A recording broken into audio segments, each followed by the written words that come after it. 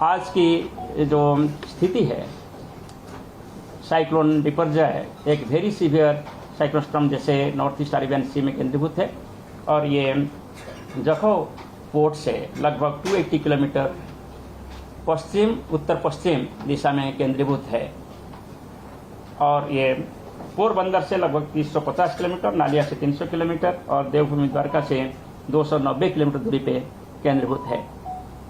जैसे आप black line देख रहे हैं वो ऑब्जर्व ट्रैक है, रेड लाइन फोरकास्ट ट्रैक है। हमारा फोरकास्ट के हिसाब से ये साइक्लोन धीरे धीरे स्लाइटली वीकनिंग होगा, मगर एक वेरी सीवियर साइक्लोन स्टॉर्म जैसे 15 तारीख को शाम के आसपास सौराष्ट्र कच्छ और इसके आसपास जो पाकिस्तान कोस्ट है इसको हिट करेगा और टकराएगा, तब इसका विंड स्पीड लगभग 125 to 135 km/h, gusting to 150 km/h होगा। और जो व्हाइट स्पॉट से हमारा पूर्वानुमान यही है कि मांडवी और कराची के बीच में जखौ पोर्ट के आसपास यानी थोड़ा सा लेफ्ट की जखौ के लेफ्ट में ये कोस्ट को हिट कर सकता है। Next please. ये विंड डिस्ट्रीब्यूशन है। ये विंड डिस्ट्रीब्यूशन के हिसाब से आप देख पाएंगे कि नॉर्थ ईस्ट अरेबियन सी जो है अभी बहुत वल्नरेबल है, वहाँ विंड स्पीड अभी 145 से 155 किलोमीटर प्रति घंटा चल रहा है और यही विंड स्पीड धीरे धीरे कम होते हुए कल 125 to 135 गस्टिंग टू 150 km/h हो सकता है। ये सभी खतरनाक होता है फिशिंग ऑपरेशन के लिए, शिप ऑपरेशन के लिए, ऑफशोर इंडस्ट्रीज के लिए, ऑयल एक्सप्लोरेशन के लिए। सब इसीलिए हम सभी को एडवाइस दे रहे हैं, वार्निंग दे रहे हैं कि कोई नॉर्थ ईस्ट अरेबियन सी के अंदर न जाए और जो है वो सेफ प्लेस को चले जाना चाहिए। Next please. अभी आप डिस्ट्रिक्ट वाइज विंड वार्निंग आप देखें तो can you please silent please. बोले अभी 5-6 साल में तो स्टेशनरी है।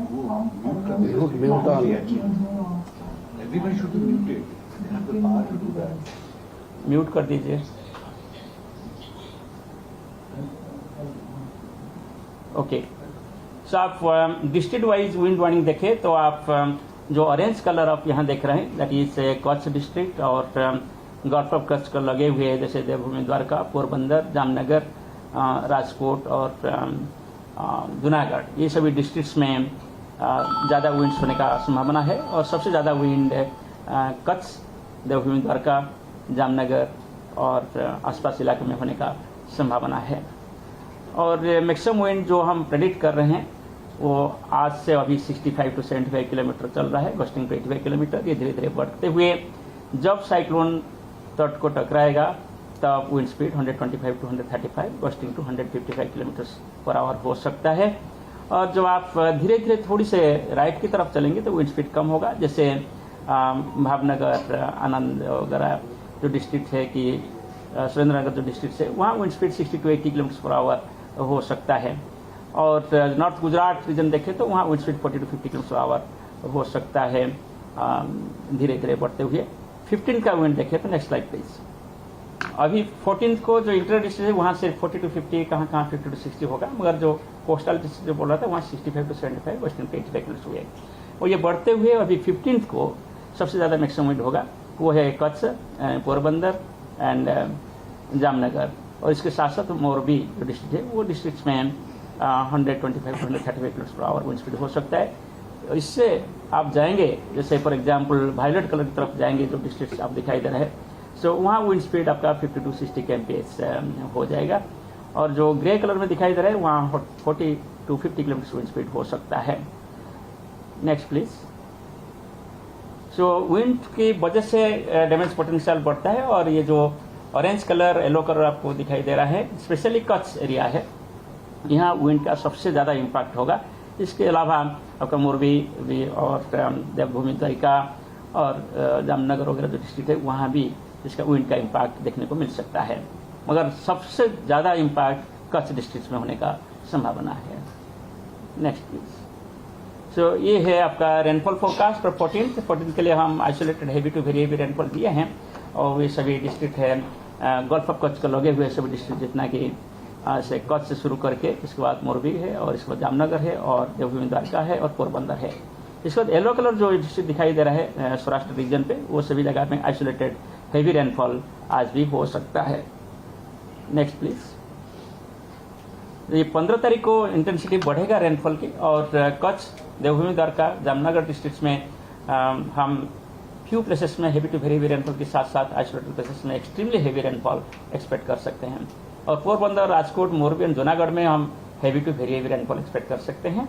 इसके अलावा जो येलो कलर का डिस्ट्रिक्ट आप देख रहे हैं, वहाँ हम आइसोलेटेड हेवी रेनफॉल एक्सपेक्ट कर रहे हैं।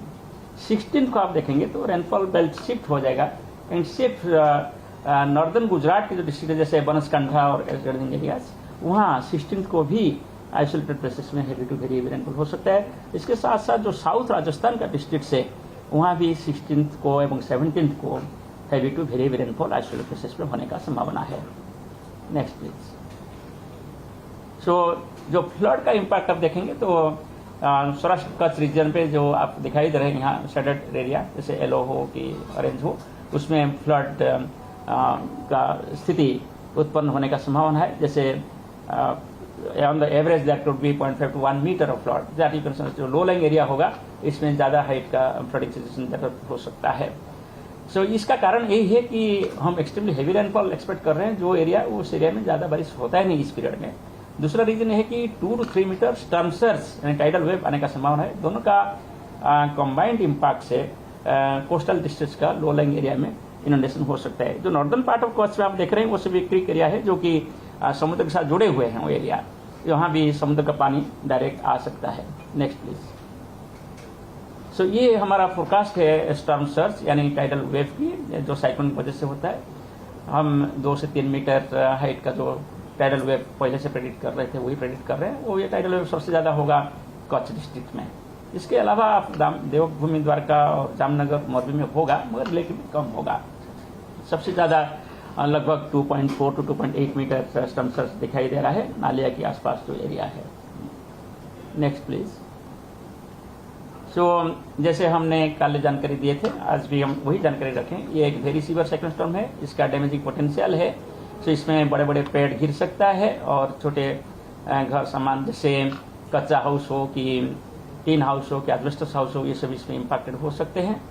और टेलीफोन पोल्स, इलेक्ट्रिक पोल्स भी बेंडिंग और अपरूटिंग हो सकते हैं। स्मॉल बोट्स, क्राफ्ट जो मोरिंग डिटाच हो सकता है। और सॉल्ट स्प्रे की वजह से विजिबिलिटी रिड्यूस हो सकता है। सॉल्ट पेन्स और इंडस्ट्रीज ऑफशोर ऑनशोर इसमें इम्पैक्टेड हो सकता है। पोर्ट्स भी इसमें इम्पैक्टेड हो सकता है। इसलिए हम वार्निंग एंड एडवाइजरी दे रहे हैं। Next please. हमारा वार्निंग यही है कि कोई भी फिशरमैन अंदर नहीं जाना चाहिए। फिशिंग ऑपरेशन सस्पेंशन होना चाहिए अप टू 15। और कोई शिप भी नॉर्थ ईस्ट अरेबियन सी को नहीं जाना चाहिए। और पोर्ट्स में जो शिप्स है वो सभी सेफली रहना चाहिए। और पोर्ट्स के जो सौराष्ट्र और कच्छ कोस्ट जितना पोर्ट्स है सभी के लिए हम ग्रेट डेंजर सिग्नल दिए हैं।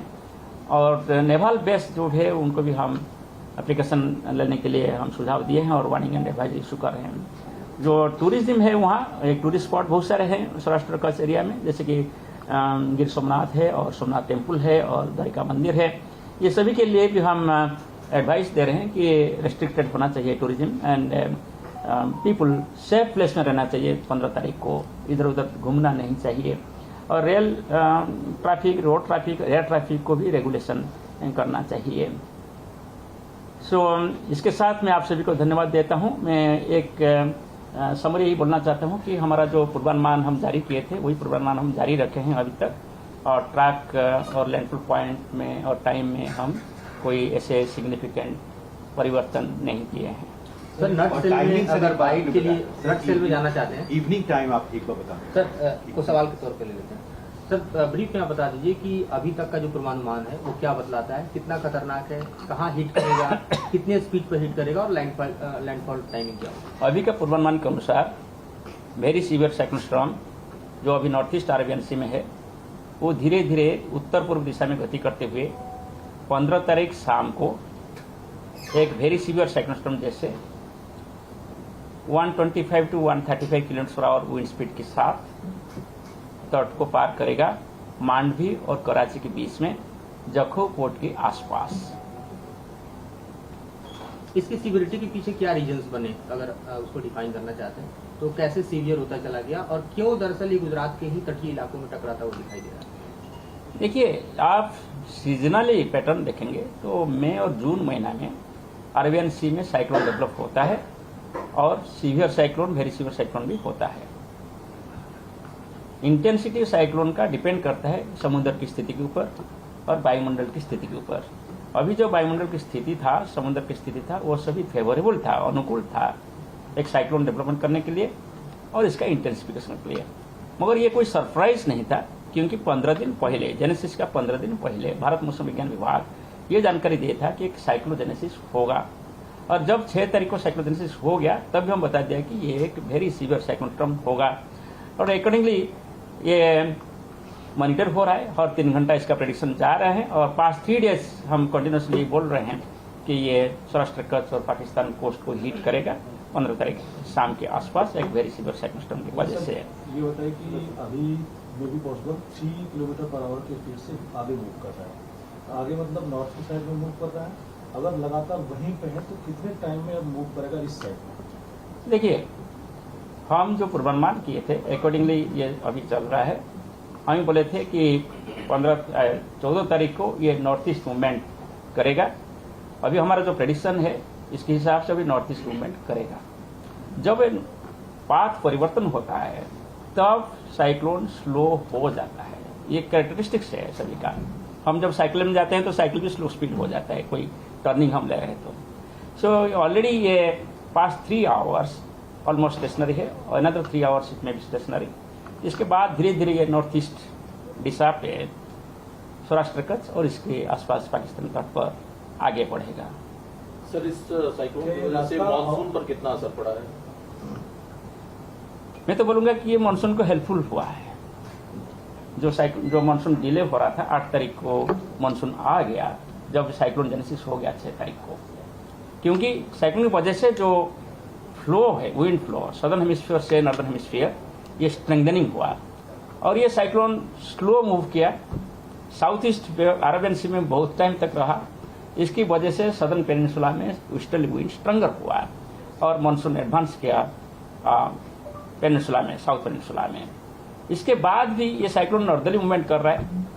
ओमान की तरफ गया होता तो एडवर्सली इफेक्ट किया होता, नॉर्दर्ली मूवमेंट किया तो इसमें हमारा जो मानसून फ्लो पैटर्न इतना डिस्टर्ब नहीं हुआ। फिर भी अभी जो स्थिति है इसमें ये साइक्लोन मानसून सर्कुलेशन से डिटैच हो चुका है और ये अभी आगे बढ़ रहा है नॉर्थ की तरफ। इसकी वजह से अभी जब तक ये साइक्लोन है, यानी 18 तारीख तक ये डिप्रेशन रहेगा, 17-18 तारीख को लो प्रेशर हो जाएगा, तब तक इसका वजह से थोड़ा सा एडवर्स हो सकता है। मगर इसके बाद यानी 18 तारीख से और 18 तारीख के बाद फिर जो साउथ ईस्ट मानसून सर्कुलेशन है, विंड से स्ट्रंगर होगा। हमारा ये पूर्वानुमान है कि 18 से 21 तारीख बीच में साउथ इंडिया का और कुछ हिस्सा और ईस्टर्न इंडिया में मानसून आगे बढ़ेगा।